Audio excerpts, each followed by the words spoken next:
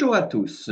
Aujourd'hui, dans le cadre de l'émission sur Conscience TV, j'ai le plaisir de recevoir à nouveau Frédéric Deblois, avec qui nous allons parler aujourd'hui de la communication animale. Bonjour Frédéric Deblois. De quoi parle-t-on quand on évoque le principe de la communication animale et en quoi se distingue-t-elle d'autres approches comme le dressage ou la psychologie animale? Bonjour, merci de me recevoir à nouveau. Le type de communication dont je parle ou dont nous parlons aujourd'hui est la communication télépathique entre êtres vivants, de conscience à conscience. Et la télépathie ne passe pas uniquement par le mental, mais via la conscience extraneuronale, pour laquelle les limites de temps et d'espace n'existent pas. Et ce qui est important, c'est de se connecter au bon animal, comme pour un GPS dans lequel on met la bonne adresse. Et ceci indique clairement déjà que les animaux ont une conscience et une âme tout comme nous, sinon on ne pourrait pas s'y connecter. Et donc, on se place dans un état d'altérité avec l'animal et d'échange avec lui. C'est différent du dressage, parce que le dressage, c'est l'humain qui veut imposer sa volonté et ses désirs à l'animal, ou par la contrainte, ou par une récompense. Et la psychologie animale, c'est tenter de comprendre l'animal au travers de son comportement, mais à travers le filtre de notre mental. Alors que notre vision du monde et celle des animaux est très différente. Quand vous évoquez la communication animale, là, on parle vraiment d'un échange, on parle d'un dialogue, d'une forme de télépathie. Ça se déroule comment concrètement? Oui, c'est une forme de télépathie. En fait, il faut que le communicateur animalier se place dans un état de relaxation qui permet à son cerveau de se mettre dans une fréquence qui permet la communication télépathique. C'est entre l'état de veille et l'état dans lequel on peut être en hypnose. Mais c'est un état où il y a encore de la conscience et on peut se connecter à la conscience de l'animal et recevoir des échanges. Pour ma part, j'entends l'animal dans ma tête, comme s'il me parlait, mais on peut Hmm. aussi avoir des ressentis corporels. Euh, Certains communicateurs animaliers ont des odeurs, ou on peut voir aussi des images. L'animal peut nous envoyer une image. En clair, selon ce que vous dites, Frédéric, la perception diffère selon les communicants. Oui, C'est ça, hein? voilà. Chaque communicateur ne recevra pas la même information et pas de la même façon. On a chacun un canal principal. Alors pour moi, c'est le canal dit auditif, même si c'est dans la tête, mais j'entends Hmm. l'animal me parler. Pour d'autres, c'est des images ou des ressentis corporels kinesthésiques. Chacun D'accord. a son mode de réception prioritaire. Ok. Donc des personnes, si je comprends bien, en règle générale, je présume que ce sont plutôt des animaux domestiques en majorité.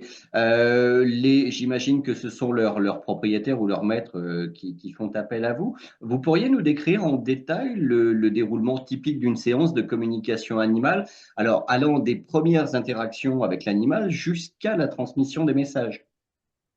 Mais dans le type de communication animale que je propose, c'est pour aider l'animal dans sa famille ou dans son contexte. Et c'est aussi pour aider les humains ou les propriétaires d'animaux quand ils rencontrent des problèmes avec leurs animaux. Donc l'échange commence par la compréhension de la problématique et donc une discussion avec le propriétaire ou l'humain pour comprendre ce qu'il se passe. Et si l'humain a des questions, qu'il me les envoie pour que moi je les pose à l'animal. Une fois que j'ai fait ce premier point avec l'humain, je me place alors dans la position qui permet la télépathie et je rentre en communication avec l'animal. Pour ça, il me faut une photo et le prénom de l'animal pour me connecter au D'accord? bon animal. Et D'accord. après, je commence le dialogue télépathique avec lui, je lui pose les questions, j'écoute ses réponses, je les note en même temps. Bien sûr. Et même si lui a d'autres choses à dire que les questions, il peut s'exprimer. Et une fois Mhm. que cet échange est terminé, je fais un rapport où je note textuellement ce que m'a dit l'animal sans interprétation. Et après, moi, je peux proposer mon interprétation, ma vision des choses. Mais ça, c'est Mhm. dans un second temps. Et j'envoie ce rapport au propriétaire pour En- enfin, pour qu'il comprenne qu'il ait les réponses de son propre animal. D'accord, d'accord. Et en dehors du contexte où vous intervenez pour un animal de compagnie, il peut vous arriver, alors je vous donne un exemple tout bête, vous marchez dans la nature, vous croisez un animal type cheval, ovin, bovin, etc. Il peut vous arriver d'avoir des interactions ou c'est pas possible concrètement? Si c'est possible, moi j'ai déjà eu des interactions avec des lézards en Arizona, dans le désert. Donc c'est des D'accord. animaux sauvages, donc ça c'est possible. Ok. Ou alors, ah oui. ça m'arrive aussi quand je conduis et qu'il y a des animaux qui veulent traverser la route. Alors D'accord. là, je leur demande de se pousser ou de faire attention à la voiture. Ouais. Ça peut arriver. Bon, et ils sont obéissants quand vous leur demandez de se pousser ou pas nécessairement? Si, souvent, oui, pour leur En règle sécurité. générale. Mais on peut faire pareil avec les mouches qui sont sur les fenêtres pour leur demander d'aller à droite ou à gauche pour sortir de la maison. Moi, ça, je le fais depuis des années et ça marche. Ça marche? Ah, bah, Oui, écoutez, alors je testerai, je vous le confirmerai. D'accord, mais c'est oui. plutôt étonnant. Donc la communication est vraiment interespèce, y compris les insectes, d'après ce que vous me dites. Oui, oui, on peut communiquer avec tous les types d'animaux, mammifères, insectes, reptiles. Mais c'est vrai que la plupart des communications animales se font pour des animaux domestiques, chiens, chats, chevaux. Bien sûr, bien sûr. C'est la Ça marche. Alors, mais justement, comme on parle d'animaux domestiques, ça marche tout autant. Alors, vous avez partiellement répondu à la question, puisque vous évoquiez les reptiles ou les insectes, mais ça marche avec tous les nouveaux animaux de compagnie, ce qu'on appelle les NAC également, ou pas nécessairement? Oui, c'est possible de communiquer avec des nacs, mais leur Mhm, vision du monde est tellement différente de la nôtre pour un reptile ou une araignée qu'on aura mhm. des réponses, mais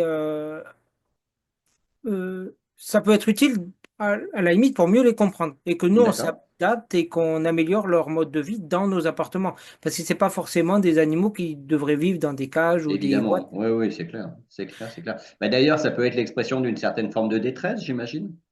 C'est possible. Ouais. Euh, Après, il faut pas faire d'anthropomorphisme. Donc, il faut Mhm, être neutre quand on pose des questions et juste noter ce qu'ils nous disent. Mais c'est possible qu'ils, oui, qu'ils se soient pas très heureux, mais ils peuvent pas non plus se rendre compte qu'ils sont pas dans leur environnement naturel. Nous, on le sait parce que on a des reportages animaliers. Eux, mhm. si leurs parents étaient déjà en captivité, ils ont toujours vécu ça. Ouais, bien sûr. Mais par contre, là où c'est intéressant de pouvoir communiquer avec des animaux très différents de nous, comme les insectes ou les araignées, c'est d'avoir leur propre vision du monde et de pouvoir se mettre à leur place, entre guillemets. Mhm, mhm. Vous utilisez des outils spécifiques lors des séances? Alors, on a évoqué bien évidemment la télépathie, mais est-ce qu'il y a des outils physiques? Alors, je pense par exemple à un pendule ou des choses comme ça. Et si oui, quel est leur rôle et vous les choisissez comment, ces outils? Alors, pour la communication animale proprement dite, non, il n'y a pas de support ou d'outil. Il faut se OK. placer dans l'état de conscience qui permet la télépathie. Mhm. Mais après, quelquefois, comme en fonction de l'objectif, il est nécessaire de réaliser des séances de libération émotionnelle ou des séances énergétiques ou de magnétisme. Et dans ce cas-là, j'utilise mon pendule de radiesthésie pour déterminer ce qu'il y a à faire. D'accord, d'accord. Donc, c'est complémentaire dans le cas présent. Voilà, c'est complémentaire. Mais pour la Mhm, communication animale, c'est bien un mhm, échange de conscience à conscience qui ne réclame pas mhm. d'autres supports que le corps humain. Mhm.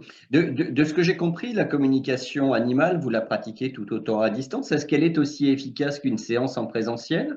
Et plus généralement, quels sont les avantages et les inconvénients de chacune des méthodes? Ben, pour ma part, personnellement, c'est plus facile de réaliser les communications à distance car il y a moins d'interférences et c'est plus simple pour moi de me placer dans l'état propice à la communication télépathique. Il y a Mhm. d'autres communicateurs animaliers qui préfèrent le faire en présentiel et au contact de l'animal. Mais en fait, il n'y en a pas une plus efficace que l'autre. L'avantage de la communication à distance, c'est qu'elle ne perturbe pas l'animal qui reste dans son environnement et qui n'est pas dérangé par la présence d'un inconnu. Après, l'avantage de la communication en présentiel est de voir l'animal dans son environnement et de pouvoir voir son comportement. Mais ce n'est pas forcément un avantage car ça peut influencer la neutralité et Ouais, donc on pourrait présupposer quelque chose et donc ouais, induire les réponses de l'animal. ouais, je comprends. Je Après, comprends. voilà. Le véritable souci, c'est que la plupart des personnes ne pensent pas que ce soit possible de le faire à distance. Mais en fait, Mhm. qu'on soit à 1 mètre de l'animal, 2 mètres, 10 mètres ou 50 kilomètres, ça change rien puisque c'est Mhm. un échange entre consciences. Mhm. Ça peut d'ailleurs être une technique pour des animaux égarés? Oui, ça peut être une technique pour des animaux égarés, mais le taux de réussite dans la disparition d'animaux, dans le fait de retrouver les animaux disparus est très Mhm. faible Mhm. parce qu'il y a de nombreux facteurs. Mais c'est possible. J'ai eu quelques cas où on a retrouvé des animaux parce qu'ils m'ont envoyé l'image mentale d'où ils étaient. Et là, D'accord. ils étaient proches de chez eux. Donc les humains les ont retrouvés. Mais Mhm. c'est pas toujours possible. Mhm. Quand vous avez ce type de contact, alors je ne sais pas si c'est fréquent, mais il y a un mélange de stress et de panique également de la part de l'animal qui est exprimé par rapport au fait qu'il se soit perdu ou pas nécessairement? Si, si, oui, il y a Ouais, un ouais. état de stress et de panique. Et comme les humains, même les humains quand ils sont perdus, c'est comment dire, le corps ou le cerveau reptilien, entre guillemets, qui prend le dessus. Et donc, les animaux sont pas forcément à même de communiquer, ou s'ils le font, leur message peut être altéré. Il y a Ouais, ça, et bien puis il y a sûr. d'autres aussi, des raisons qui nous échappent, c'est que quelquefois, il y a une raison qui fait que l'animal doit se perdre ou aller quelque part et qu'on n'a pas à intervenir à ce moment-là. Et donc, dans ce cas-là, on n'arrivera pas à le retrouver. Ouais. Ok. On revient aux animaux, là, aux animaux de compagnie plus précisément. Bon, vous avez précisé intervenir sur tout type d'animaux, mais il y a quand même une majorité, alors j'allais dire de chiens, de chats, c'est quoi concrètement? Ah oui, principalement, c'est des chats et des chiens et des Mhm. chevaux aussi. D'accord. Après, il n'y a pas d'animaux de ferme. Ce serait Mhm. un plus s'il y en avait pour des fermes Mhm. raisonnables, à Mhm. taille raisonnable. Mais pour l'instant, non, c'est beaucoup de chats. Mhm. Les chats, peut-être 40%, 50%, les chiens après, et puis les chevaux. Quand on se focalise sur le cheval, on est sur une approche de communication liée à un tracas, un problème de santé, c'est quoi généralement? Alors, pour les chevaux que j'ai eus, il y a eu un cas pour un cheval qui s'est échappé de son pré. Parce qu'en fait, quand les gens achètent des animaux, ils ne leur expliquent pas qu'ils changent de propriétaire et qu'on va les déplacer. Ouais, bien Et sûr. donc, ce cheval ne comprenait pas ce qu'il faisait là et il avait perdu ses amis. Enfin, pour lui, c'était vraiment des amis. Donc, ses amis Mhm. chevaux et surtout des femelles qui étaient dans l'ancien parc où il était. D'accord. Donc, en lui expliquant qu'il appartenait à une nouvelle personne et pourquoi il était là, il a arrêté de se sauver. Mhm. Mais après, pour les chevaux, c'est aussi des problèmes de comportement en promenade. Par exemple, il y a des chevaux euh, dans des centres équestres qui sont Mhm. loués à plusieurs personnes. Ouais, Et des fois, il se comporte bien avec des personnes et des fois très mal avec d'autres personnes. Donc, ouais, dans ce ouais. cas-là, il faut comprendre pourquoi il agit comme ça. Mhm. On n'en revient pas un petit peu. Alors, je sais qu'on ne peut pas comparer les deux choses, mais là, dans la communication, on n'en revient pas à la notion de dressage, alors préalable du cheval, qui peut être un élément déterminant dans l'approche qu'il puisse avoir avec chacune des personnes bah, qui vont venir voilà, pour faire de l'équitation ou quelque chose comme ça. Euh, La notion, effectivement, comme je le dis, d'éducation ou de dressage qui précède, n'est-il pas un facteur clé à ce moment-là? on pourrait penser que c'est la même chose, mais non. En fait, dans le dressage, les dresseurs voudront que le cheval se comporte toujours de la même façon. Ouais, Alors que d'accord. le cheval, lui, ressent les personnes. C'est un animal Mhm. très sensible. Donc, il y a des personnes avec lesquelles il sera en confiance et d'autres personnes avec lesquelles il ne sera pas en confiance. Et Mhm. donc, il ne pourra pas lui agir de la même façon, mais comme nous, d'ailleurs, on ne peut pas agir de la même façon avec tout le monde. Et donc, le dressage ne prend pas cette capacité en compte.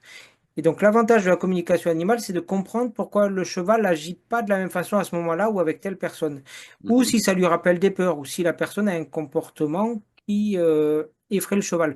Et dans ce Ouais. cas-là, ce ne sera pas l'éducation, ce sera la compréhension du problème qui permettra au cheval de changer de comportement. Bien sûr. Quelle formation vous avez suivie pour devenir communicant animal?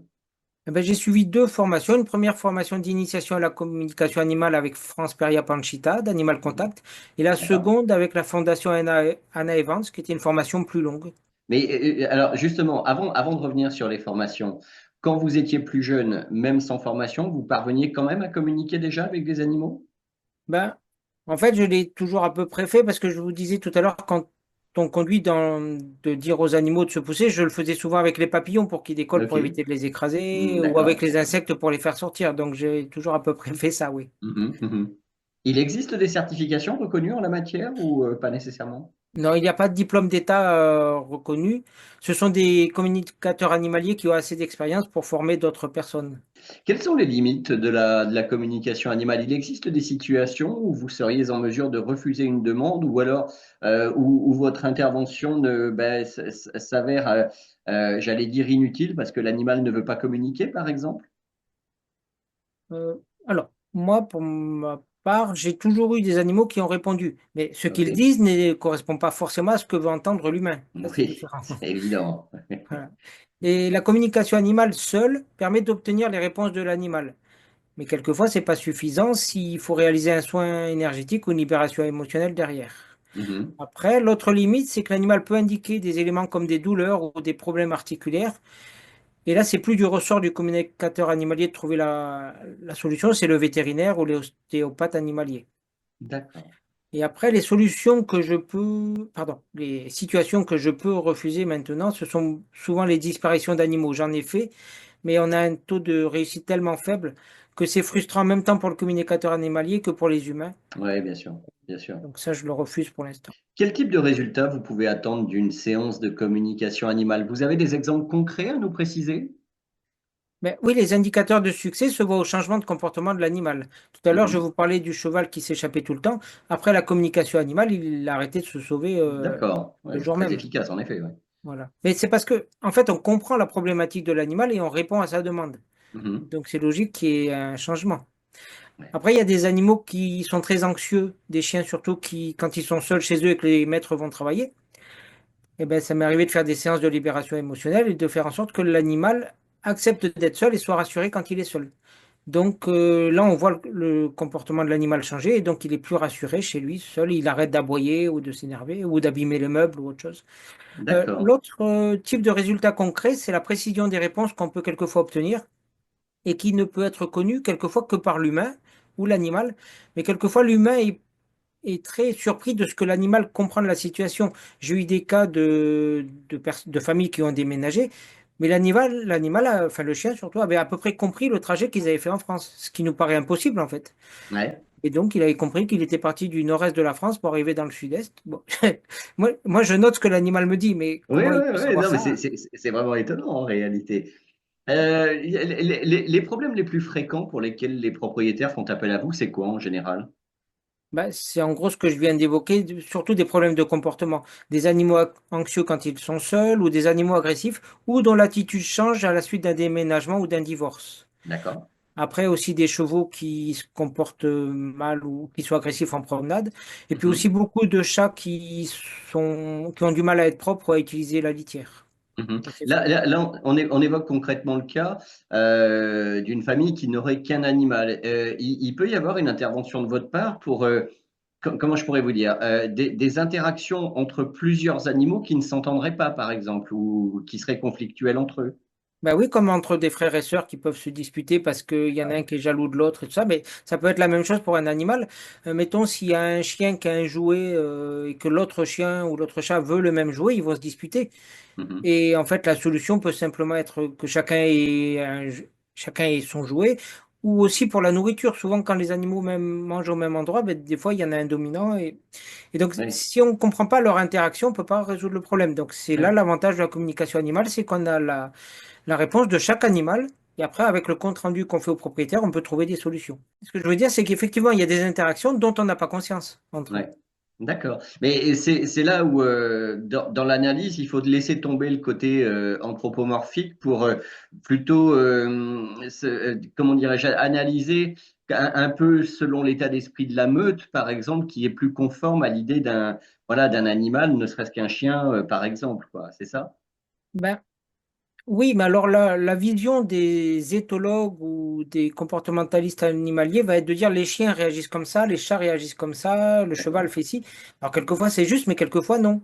Oui, Parce- oui, Et c'est là le plus de la communication animale, c'est vraiment de comprendre l'interaction et la façon dont les animaux la vivent. Parce que quelqu'un, un comportementaliste va dire, ben, vous mettez la gamelle là, l'autre la gamelle là, et puis les animaux vont obéir. Oui, mais il y a hmm, des animaux qui vont dire, moi je préfère le plat parce qu'il est rouge, et moi je veux le plat jaune ou le plat bleu. Mais comme nous, on peut dire, moi je préfère une assiette comme ci ou une assiette comme ça, c'est irrationnel. Mais ils ont aussi des visions comme ça. Alors ils peuvent être simplement jaloux de l'emplacement ou du plat, et ça, on ne peut pas le savoir si on n'en fait pas la communication. Et comment la communication animale peut-elle contribuer au bien-être ou au mieux-être de l'animal, très concrètement? Ben, parce que ça lui permet de s'exprimer. Et Mhm. donc, il se sent entendu et compris. Et ça permet d'adopter des solutions qui lui sont propres, qui sont adaptées à son cas particulier. D'accord. Et ça le rassure aussi parce qu'il a pu s'exprimer sur une situation et donner sa vision de ce qu'il comprend de sa problématique ou de son mode de vie aussi dans la famille. Mhm. Je me permets une approche un petit peu plus psychologique, alors, mais entre le communicant animal que vous êtes et puis le propriétaire. Tout à l'heure, vous me disiez, l'animal n'est pas toujours en mesure d'exprimer ce que le propriétaire attend de sa part. Est-ce que c'est pas difficile pour vous d'exprimer le ressenti de l'animal qui n'est pas du tout conforme à ce qu'en espère le propriétaire? Il faut que vous fassiez preuve de psychologie et de diplomatie parfois ou quoi? Bah, oui, c'est sûr que. Alors, moi, les réponses de l'animal, je les note toujours d'une manière brute et je les retranscris comme ça. Et après, Ok, je fais mon analyse. d'accord. Après, il peut y avoir des cas problématiques parce que, bon, là, j'invente. Je dis pas forcément que c'est quelque chose que j'ai eu, même si, bon, Oui, ça, c'est ok. déjà arrivé, mais bon, peu Mhm, importe. mhm. L'animal peut dire, bah, il y a quelqu'un qui est venu dans la journée voir la fille ou voir la madame ou voir si, et le mari ou je sais pas, qui, peu importe, n'est pas au courant. Et Mhm. donc, des fois, on peut créer des quiproquos, D'accord. mais c'est des fois rien. C'est des fois peut-être le voisin qui est venu chercher quelque chose. Mais si le chien dit, bah, il y a un homme qui est venu Oui, aujourd'hui, alors il faut faire attention. oui. Oui. Et donc, Bah, parce que l'animal, lui, note tout ce qui se passe. Et lui, il n'a mhm. pas de filtre Bah, à savoir. et vous avez peut-être un droit de réserve à ce niveau-là, Frédéric. Vous Oui, n'êtes pas oui, bien obligé. sûr. Donc, il faut faire attention dans le compte-rendu à la façon dont on présente. Bien sûr, bien sûr. Euh, et après, l'autre chose, c'est que l'animal, quelquefois, comprend que sa situation n'est pas forcément ce que voudrait le maître ou ce que voudrait la famille, Ok. mais il ne veut pas changer. Si pour lui, son comportement est juste, ce sera difficile de le faire changer. En quoi la communication animale peut-elle renforcer le lien entre un humain et son animal de compagnie? Eh ben, l'humain va mieux comprendre son animal et cela va renforcer la complicité mutuelle. Et ça D'accord. permet aussi à l'humain de se rendre compte que le chien, le chat, c'est un animal sensible qui a toute son importance dans la famille et que c'est un être conscient à part entière. Et donc, ça permet de l'intégrer complètement comme un membre de la famille. C'est Mhm. pas de l'anthropomorphisme, mais c'est de Oui, le j'entends. respecter dans ses besoins propres. Mhm. Alors là, mais là, on parle d'un univers, j'allais dire, enfin, ou d'un rapport du moins entre humains et animaux, mais on se focalise essentiellement sur des mammifères, donc qui ont quand même la notion d'empathie, d'éducation, enfin, vous voyez, des préceptes qu'on pourrait partager. Quand on se réfère plutôt à des reptiles ou à des insectes, la notion de famille, c'est quelque chose qui leur est peut-être totalement étranger en réalité. Non, non, bah, Pas regardez les nécessairement. crocodiles. Les femelles Ouais. crocodiles, elles sont très attentives à leurs œufs. Mhm. Et il y avait une C'est vrai, anecdote, c'est vrai. il y avait c'est au Mexique, je crois, quelqu'un qui avait sauvé un crocodile qui était en train d'être torturé je sais pas, par des fermiers, je sais pas pourquoi. Et Mhm. lui, il a pris la défense du crocodile et il l'a sauvé. D'accord. Et ce crocodile a vécu avec lui pendant 30 ans, mais il vivait dans sa maison. D'accord, Et d'accord, donc, il n'a d'accord. jamais été agressif après avec cette personne. Donc, en fait, nous, on projette sur les reptiles ou des visions comme quoi ils peuvent pas faire preuve d'empathie parce qu'ils paraissent très Ok. agressifs ou différents de nous. Mais Mhm, en fait, mhm. c'est pas le cas. Donc on pourrait en déduire que le crocodile a compris la notion de compassion, c'est ça? Oui, ben, je pense Ouais, que ce crocodile-là avait de la compassion, en tout cas, et même de l'amour pour son ouais, humain. ouais. D'accord, d'accord, d'accord. Comment la communication animale se situe-t-elle par rapport à la médecine vétérinaire ou à l'éthologie, par exemple? Ben, concernant les vétérinaires, on peut voir ça de deux manières. Ce que la communication animale peut apporter aux vétérinaires et ce que les vétérinaires peuvent nous apporter en tant que communicateurs animaliers. Mhm. Euh, si les vétérinaires intégraient la communication animale dans leur pratique, on pourrait prévenir les animaux qui vont être opérés ou qui vont Ouais, aller chez le vétérinaire pour faire un examen. Et donc, ils seraient moins stressés en arrivant chez le ouais, bien sûr, vétérinaire. Et bien ce serait sûr. plus facile pour le vétérinaire et ses équipes de s'occuper de l'animal. Mhm. Après, ce que le vétérinaire peut nous apporter, c'est quand l'animal nous décrit des douleurs ou des problèmes physiques, nous, on comprend pas forcément. Et donc, la connaissance en biologie du vétérinaire est de pouvoir mettre des mots sur des symptômes ou des maladies ou des soucis physiques. Mais Mhm. en Suisse, beaucoup de vétérinaires utilisent déjà la communication animale. Mais en France, c'est encore un gros problème. Ouais. En dehors de la Suisse, vous connaissez d'autres pays qui appliquent cette méthodologie, enfin ces interactions entre communicants animal et vétérinaires? Je sais qu'en Californie, il y a beaucoup de communicateurs animaliers. D'ailleurs, la Ok. communication animale moderne nous revient de Californie. Mhm. Mais je ne sais pas si les vétérinaires aux États-Unis utilisent la communication animale. Je le sais D'accord. en Suisse qu'il y a ça, parce que c'est un des pays qui est le plus ouvert à ça. Et même des médecins et des chirurgiens travaillent avec des magnétiseurs, des coupeurs de feu en Suisse, et la kinésiologie est remboursée par des mutuelles. Mais Mhm, mhm, donc c'est mhm. c'est une vision de la société qui est différente. Mais bon, je pense que dans l'avenir, ça va changer. Bah, il faut l'espérer, c'est clair. Il y a des limites à la communication animale et notamment des cas où elle ne peut vraiment pas apporter de solution. Ben, la communication animale seule, des fois, ne résout pas le problème parce qu'on a la Ouais. réponse de l'animal, mais quelquefois, il faut Mhm. aller plus loin. Et Mhm. dans ce cas-là, moi, j'utilise des méthodes de libération émotionnelle ou du magnétisme ou des libérations énergétiques. Et j'utilise la communication animale pour déterminer le bon objectif de la séance, comme je le ferais en début de séance avec un humain, pour savoir pourquoi la personne vient me consulter et Mhm. quelle est la manière de l'aider. Donc c'est comme ça que j'utilise dans ce cas-là la communication animale. Après, la limite, c'est si l'animal ne veut pas changer et si son comportement est juste pour lui. Mhm. Mhm. Mais c'est la seule limite que je peux voir. Moi, j'ai jamais eu d'animaux qui ne m'ont pas répondu. D'accord. Bah, ce qui est La déjà li- plutôt positif, effectivement. oui. Ouais. Ouais. Après, la limite, elle peut être plus dans l'humain, qui lui Mhm. veut quelque chose et qui ne serait pas la bonne, la bonne solution, la bonne situation. Ce qui est étonnant dans ce que vous évoquez, c'est que j'ai le sentiment, quel que soit la nature de l'animal, hein, on a évoqué les insectes, les mammifères, les reptiles, quelle que soit la taille de l'animal, que ce soit une fourmi, que ce soit un éléphant, j'ai le sentiment que vous pouvez communiquer avec n'importe quel animal, même un poisson, pour peu qu'il soit en mesure de s'exprimer et qu'il ait l'envie de communiquer. C'est ça? Oui, c'est ça, on peut communiquer avec tous les animaux. C'est pour ça que je ne comprends pas pourquoi les éthologues et les biologistes font pas appel à des communicateurs animaliers dans leurs équipes, parce que ça ferait un Mhm. travail complémentaire. Les Mhm. animaux pourraient exprimer pourquoi ils vivent de cette manière ou de cette manière, plutôt que d'essayer de le comprendre par notre mental et notre propre vision du monde. Oui, mais je voulais, non, mais je voulais rebondir sur Vas-y. un point parce que là, on parle de la communication animale, mais si je vais jusqu'au bout de la pensée et du raisonnement, j'ai le sentiment que ça concerne toute forme de vie. Donc, est-ce que, on peut aller au-delà de la communication animale pour, par exemple, entrer en communication avec des végétaux, des arbres, des plantes, pourquoi pas? Oui, bien sûr, on peut rentrer en communication avec des arbres et des plantes. Ce Mhm. sont aussi des êtres vivants. Mhm. Ça fait partie d'ailleurs d'expériences scientifiques qui là étaient vraiment, vraiment intéressantes, notamment sur la croissance de blé, à, à qui, enfin, ils étaient dans un environnement dédié avec notamment de la musique classique qui leur était diffusée régulièrement. Je sais que ça se pratique également au Japon avec les bovins. Alors, c'est pas vraiment une forme de communication parce que là, c'est plutôt une sorte d'espace de bien-être et de confort, mais il y avait ces interactions qui étaient là précisément pour rendre les plantes plus productives, pour rendre les animaux plus sereins. C'est une forme de communication d'une certaine manière. Oui, c'est une forme de communication, mais en fait, c'est rendre un espace harmonieux pour tous les êtres vivants qui se trouvent dans cet espace. Oui, d'accord. Et en fait, on n'a pas, nous, on présuppose que les vaches ou les plantes n'ont pas d'empathie ou de ressenti sur leur milieu. Mais même une plante ressent son milieu. Mhm. Il y a eu des expériences faites avec les, les mêmes appareils que pour les électrocardiogrammes où ils mettent OK. des petites pinces sur les feuilles avec des fils et ils regardent Ouais. comment la plante réagit.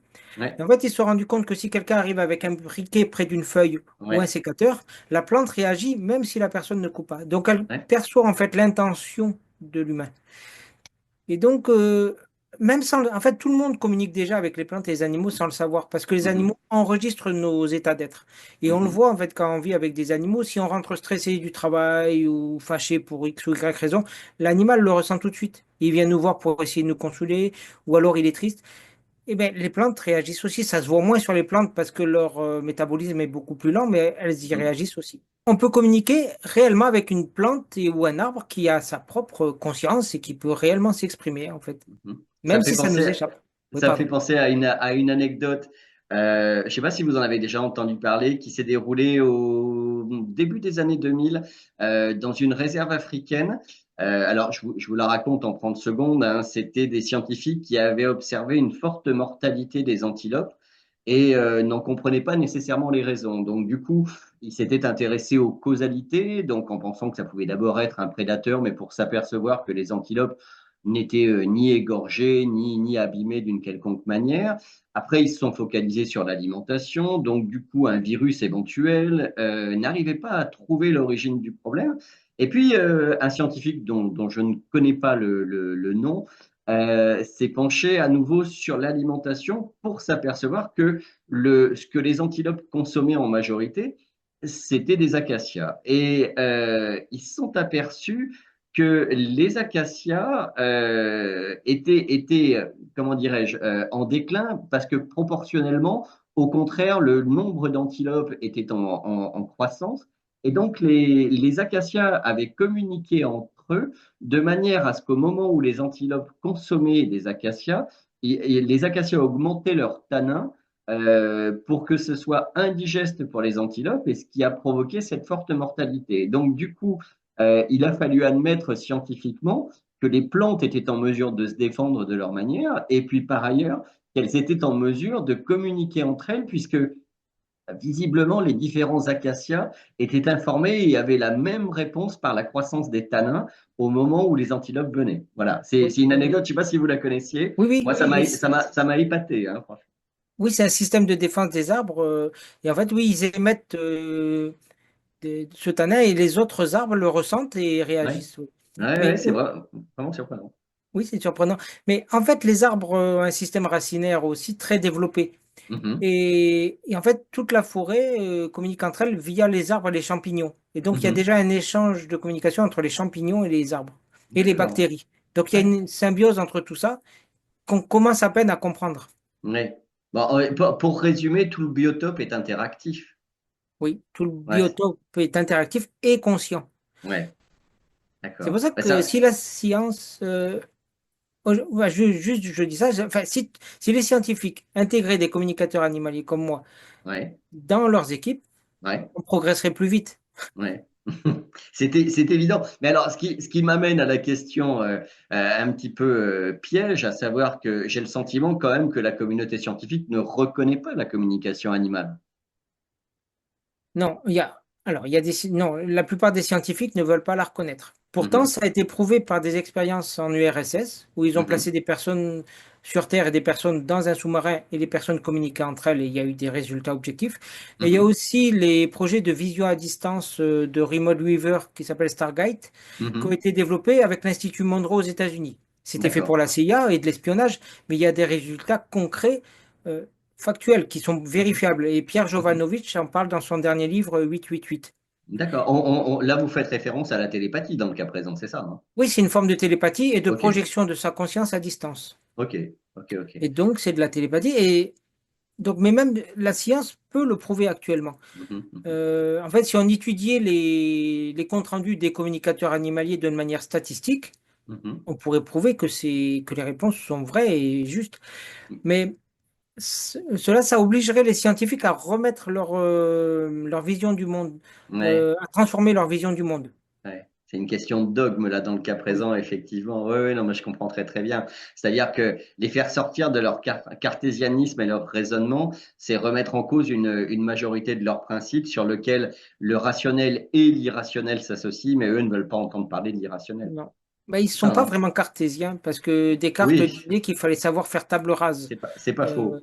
C'est pas faux. donc, eux, c'est du dogmatisme plutôt. Mhm. Mais, Ouais, mais mais ça me fait penser à cet organisme qui s'appelle l'INRES, qui est l'Institut national de recherche expérimentale et qui se focalise sur les sciences alternatives. Je me rappelle pas du nom de son fondateur, il intervenait beaucoup sur Sud Radio. Je crois Stéphane que Alix, c'était, non, c'était, je crois qu'il s'appelait Monsieur Linard, si je dis pas de bêtises. Un l'INRES ou scientifique, les zététiciens? pardon? L'INRES ou le laboratoire de zététique? C'est Non, pas non, la même non, ah non, chose. non, non, non, non. Lui est formellement opposé à la zététique. Lui, il était précisément dans cet institut que lui-même avait fondé visiblement pour Mhm. démontrer la pertinence de la télépathie, de la télékinèse et de techniques qui sont décriées par notamment les zététiciens que vous évoquiez et dont lui voulait mettre en évidence le bien fondé et et la véracité surtout. Ben oui. Ben, il y a Stéphane Alix, le journaliste qui travaille beaucoup avec l'INRES OK, aussi. ouais. Et, et c'est vrai qu'il s'occupe de tout ça. Il y a aussi l'Institut de Noétique en Suisse, avec Mhm, Sylvie Détiolaz, qui a mhm. travaillé sur la télépathie, les sorties D'accord. hors du corps. Et Mhm. donc, si la science voulait vraiment s'emparer de ça et regarder ça avec l'esprit ouvert, on pourrait admettre que c'est une réalité. De toute façon, le projet de Remote Weaver de la CIA a déjà prouvé d'une manière factuelle que Oui, c'était vrai. effectivement. Oui, oui, c'est clair. Mais vous voyez ce que vous dites là, Frédéric, ça me fait penser à cette expérience dont moi je me rappelle qui était à la fin des années 60, début des années 70, où un scientifique avait recueilli chez lui et pendant des années une femelle gorille qu'il avait élevée un petit peu comme on élèverait une fille ou quelque chose comme ça. Et avec qui son épouse et lui-même avaient appris à utiliser le langage des sourds-muets. Et je me rappelle que cette femelle gorille, et on va mettre des extraits dans l'émission, cette femelle gorille arrivait parfaitement à s'exprimer. Alors, quand je dis parfaitement, c'est un langage relativement basique, j'imagine, mais il y avait quand même plusieurs centaines de termes qu'elle arrivait à utiliser pour développer des phrases complètes et où elle exprimait des sentiments tels que la tristesse, la faim, l'ennui, le bonheur, etc. C'était vraiment, vraiment étonnant.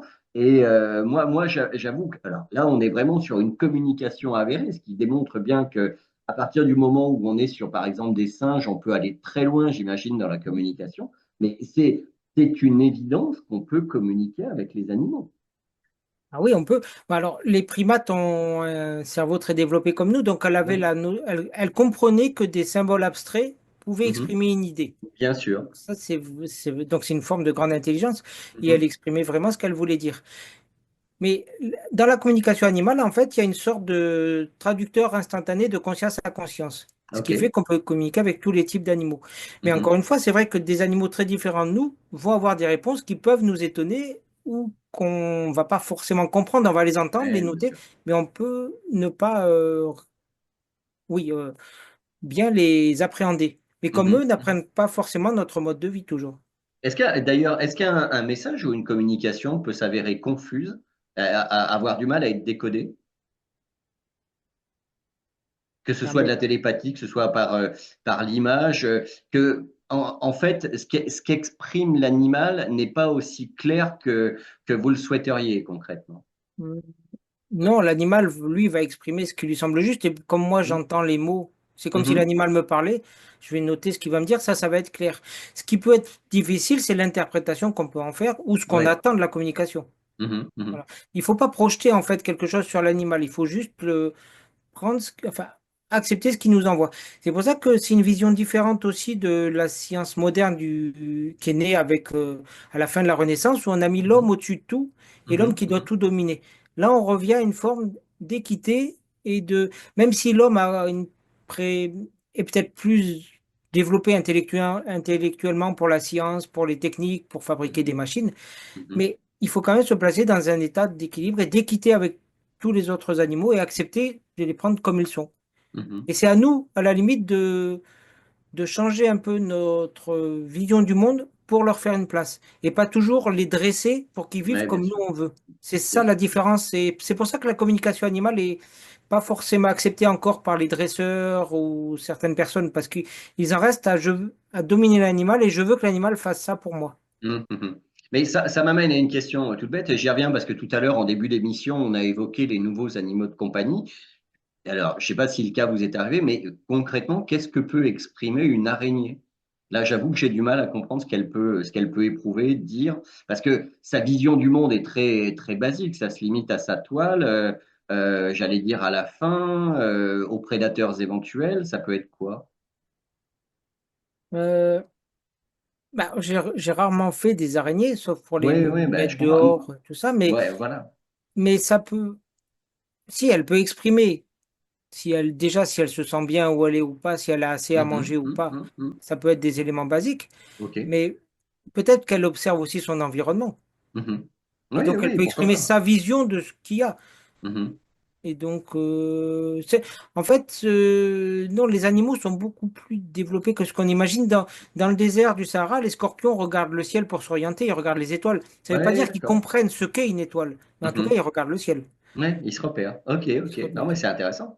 Oui. Intéressant, effectivement. Mais vous voyez, tout à l'heure, vous évoquiez les papillons ou les mouches. Là, l'interaction était plutôt inverse. C'est-à-dire que c'est vous qui leur parliez pour leur dire de se pousser de manière à pas les écraser ou quoi que ce soit. C'est bien ça, hein? Ou pour les Oui, mais guider. avec l'intention de les aider, Oui, pas voilà. Ouais, ouais, je l'intention de les comprends. dominer. C'est ça la nuance. Mhm. D'accord. Et donc là, elles Euh, comprennent que c'est pour leur bien. oui, Donc là, elles ben, le font. bien sûr, bien sûr. Comment vous réagissez aux critiques et aux doutes sur la véracité de la communication animale? Bah, je ne m'occupe pas vraiment des personnes qui peuvent dire que ce n'est pas possible. Mhm, mhm. Je, moi, je me concentre sur les résultats concrets. Et en fait, D'accord. s'il y a des réponses qui sont justes, eh ben, c'est ça qui est important. Ou si ça aide l'animal à être mieux et si l'humain a trouvé des solutions pour sa problématique, c'est factuel. On ne peut pas dire que ça n'a pas marché. Donc, Ouais. moi, je m'attache à ces résultats. Mhm, Et pour qui veut faire preuve de bon sens et d'objectivité, c'est une évidence que la communication télépathique existe. Bien sûr, il est impossible d'obtenir 100% de réponses justes. ouais. Même les meilleurs médiums dans les programmes type Stargate, de Remote Weaver ou d'autres médiums ont en gros 70% de réponses justes. Mhm. Donc, c'est la même chose pour la communication animale. On a en gros entre 60 et maxi 80 de réponses justes. Et bien sûr, il y aura des réponses qui ne seront pas justes. Mais OK. ça ne remet pas en cause toute la communication. On en revient un petit peu à la véracité de la communication animale. Alors, on a évoqué les zététiciens qui sont des... Alors, j'ose plus utiliser le terme cartésien parce que vous m'avez fait la démonstration qu'ils ils se font des pas sur Descartes. Mais il y a quand même des personnes qui se méfient d'éventuels charlatans. Il peut y en avoir en la matière dans la communication animale. Quel serait leur intérêt objectivement? Bah, il y a des charlatans quand il y a la possibilité de gagner facilement de l'argent. Mhm. Et en communication animale, c'est pas évident de gagner facilement de l'argent. Par exemple, là, une séance complète coûte 50 euros. Ouais. Et puis, c'est pas connu encore du grand public. Donc, Mhm. il y a peu de charlatans. Après, il y a des communicateurs animaliers qui ont une pratique différente. Mhm. Euh, et encore une fois, les animaux ne répondent pas de la même façon aux communicateurs animaliers et ils s'adaptent aux communicateurs. Donc, dire qu'il y a vraiment des charlatans en communication animale, à ma connaissance, non. Par contre, si une même personne fait appel à deux communicateurs animaliers, avec en gros les mêmes questions. Mhm. Il n'y aura pas forcément les mêmes. Il y aura en gros, ça dira la même chose, mais pas de la même façon. Moi, D'accord. j'ai souvent des réponses courtes et synthétiques, parce que je raisonne comme ça, et donc l'animal s'adapte à ça. Et il y a des personnes qui ont tendance à faire des phrases très longues, à écrire des grands textes, et ben, dans ce cas-là, leurs réponses seront beaucoup plus délayées et beaucoup plus longues. Mais en gros, ça dira la même chose. Mais c'est pas parce que l'animal va pas se positionner de la même façon avec deux communicateurs animaliers que c'est pas juste. Bon, vous intervenez au cas par cas. On n'a pas évoqué cet aspect. Combien de temps peut durer une séance généralement? Tout compte, bah, c'est pas entre une heure et demie, tout compte tout, oui, parce qu'il y a l'entretien avec les humains pour comprendre la problématique, et puis après il y a la communication animale proprement dite qui peut durer entre 20 minutes et 40 minutes, D'accord, une heure d'accord. quelquefois, ça dépend. Je Et me, puis après per- il y je a le me compte permets, rendu. ouais, Oui. je me permets une question annexe. Alors là, c'est un petit peu anthropomorphique ce que je vais vous dire. Il y a des animaux plus loquaces que d'autres ou qui, suivant leur caractère, sont plutôt taiseux ou pas nécessairement? Ah oui, si, il y a des animaux qui parlent plus que d'autres, il y a des animaux D'accord. qui vont répondre en quelques mots et puis juste te dire l'essentiel parce que quand ils ont exprimé ce qu'ils ont à dire, ça suffit, et puis il y a des animaux qui vont parler. Ok. En fait, pour comprendre ça, en fait, il faut imaginer que alors, en dehors des fourmis, des guêpes et des abeilles, qui sont des animaux, pardon, des animaux qui vivent en communauté.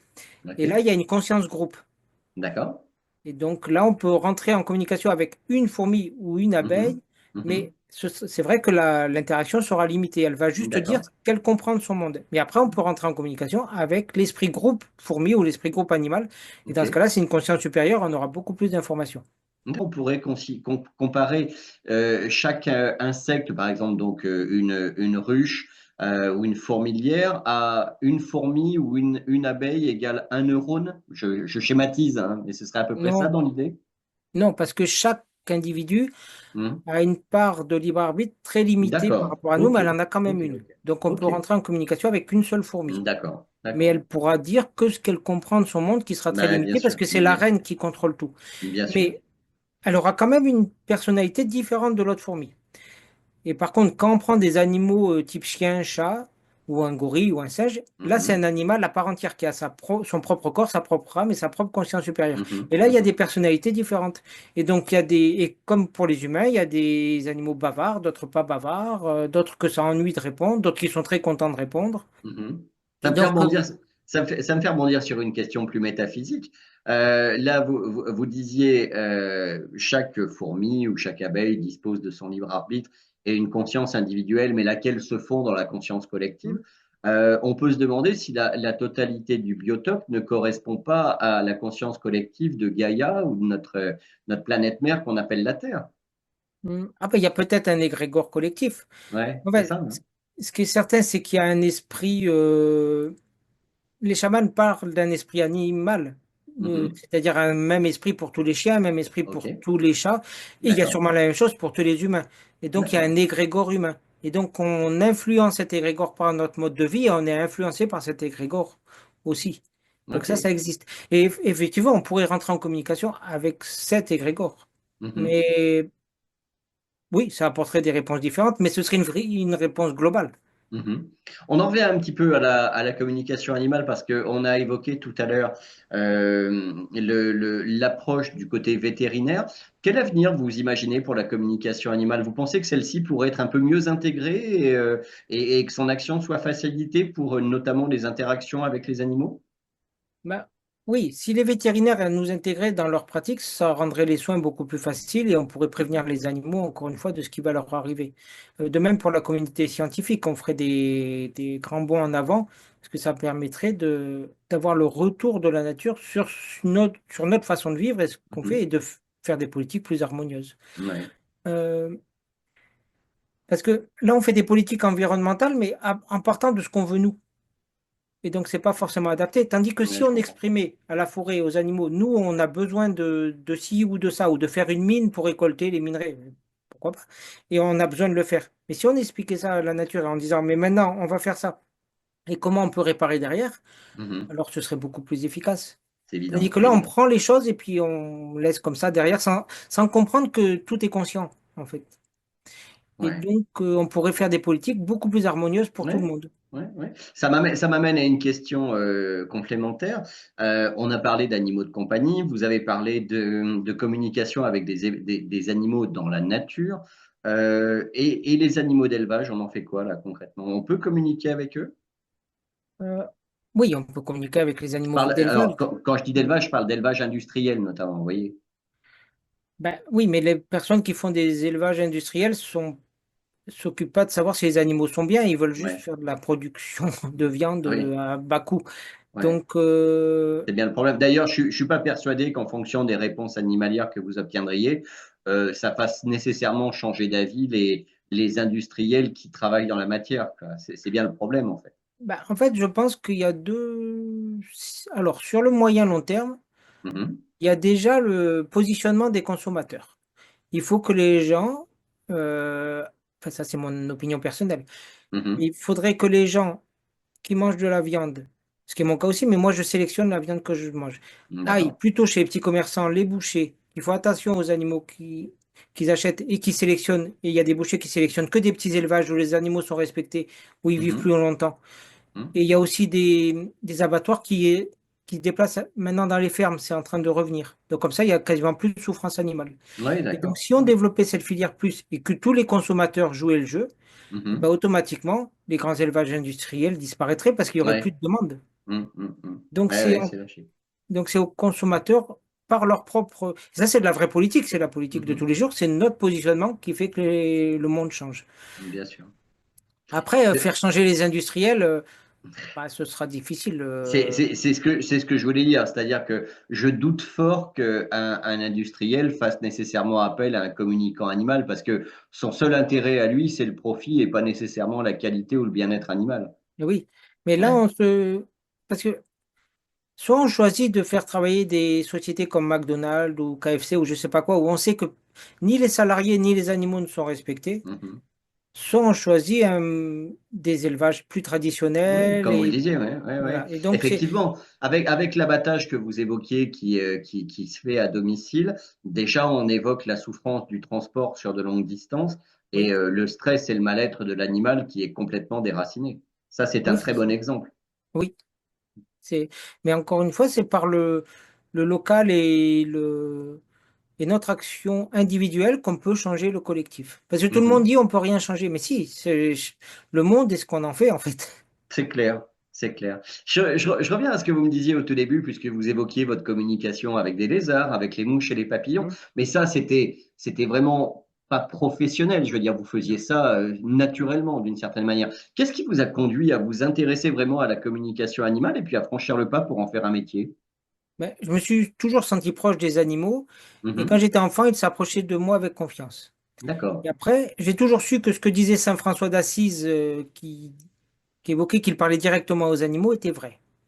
Et puis il y a un événement décisif, c'est quand j'étais conducteur de travaux dans le domaine des travaux sur corde, je travaillais à Avignon il y a une dizaine d'années, OK. et il y a un chantier dont je ne m'occupais pas qui était dirigé par mon patron. Et j'avais rien à y faire. Mais sur la route, j'ai quelque chose qui m'a appelé sur le chantier et j'y suis allé. Et quand je suis arrivé sur le chantier, il y a les ouvriers qui m'ont dit qu'ils entendaient un chat râler depuis le matin, mais ils ne savaient pas où il était. Et quand je me suis D'accord. approché, le chat est sorti de la haie où il était caché et elle est montée directement sur mon épaule. C'était une D'accord. femelle.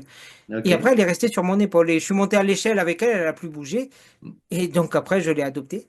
Et voilà. D'accord. Et D'accord. donc, ça a été un premier signe de télépathie parce que c'est comme si elle m'avait appelé à venir la chercher. Et donc, c'est OK. comme si elle OK. me connaissait. Et donc, c'est très étonnant. Ouais, bah, c'est moins Et qu'on puisse dire. Mais c'était pas un animal blessé ou quoi que ce soit. Je veux dire, c'était non. simplement limite un chat, bon, je vais dire sauvage entre guillemets, qui n'avait pas de maître ou quoi que ce soit, c'est ça? Ben Ouais. si, c'était un bébé chat, mais en fait, elle Ouais. s'est enfuie de la famille parce qu'il y avait beaucoup de chats et les gens s'occupaient très mal des animaux. Ah, d'accord. D'accord, Voilà. d'accord. Ok, ok, Et, ok. et après, en fait, donc ça a été un premier signe qui m'a fait penser que donc c'était possible et que c'était vrai. Et quand j'ai D'accord. découvert sur Internet la formation d'initiation à la communication animale d'Animal Contact, je me suis inscrit et puis après, j'ai enchaîné derrière Bah, d'autres super. formations. Super, super. C'est un métier qui est en pleine évolution, visiblement, parce qu'il y a de plus en plus de communicants animaux. Oui, c'est un métier qui est en plein essor. Je pense que ça nous est revenu de Californie où ça s'est développé dans les 70-80. En Mhm. France, c'est en train d'émerger. Et oui, il y en a de plus en plus et donc le grand public est de plus en plus convaincu que c'est possible. Avec chacun son approche et sa diversité, on revient à ce qu'on se disait au début. Certains vont, ça va être de la télépathie, d'autres de la perception d'image ou des choses comme ça. Alors, la communication animale, c'est toujours de la télépathie. Télépathie, oui, oui. Oui. C'est ce que je veux dire, c'est l'interprétation, soit des messages, soit de l'image ou des choses comme ça, c'est ça, hein. Oui. Ok. Après, il y a une autre approche de la communication animale euh, via la télépathie, mais qui se sert de l'animal pour étudier les interactions dans la famille par rapport aux humains. Donc, ils se servent de Mhm. l'animal comme médium par rapport aux humains. D'accord, d'accord. C'est-à-dire que moi, c'est plus pour aider l'animal.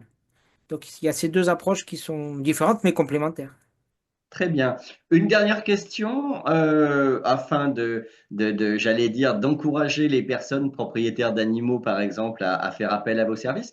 Quel message vous souhaiteriez leur transmettre vis-à-vis d'eux-mêmes et puis, mais également vis-à-vis des personnes qui seraient relativement sceptiques à ce stade? Ben, qu'actuellement, il y a des milliers de communicateurs animaliers dans le monde. Et on peut prouver que ça les a aidés et ça a aidé leurs animaux. Mhm. Donc, c'est concret. Et donc, moi, je cherche à convaincre personne, mais le seul conseil que je pourrais leur donner, c'est de rester l'esprit ouvert, parce que nous sommes loin d'avoir tout compris dans ce monde. Bien sûr. Et intégrer davantage la communication animale, ça permettrait une plus grande croissance spirituelle globale de l'humanité. Et c'est Mhm. aussi un facteur de paix et d'harmonie dont le monde a bien besoin en ce moment. Ce sera la conclusion de l'émission de Frédéric Deblois. Frédéric, merci. Une émission à retrouver bien évidemment sur Conscience TV, sur la plateforme et puis sur la chaîne, et puis très probablement sur le site officiel de Frédéric Deblois. À bientôt, Frédéric. À bientôt. Merci. Merci. Au revoir.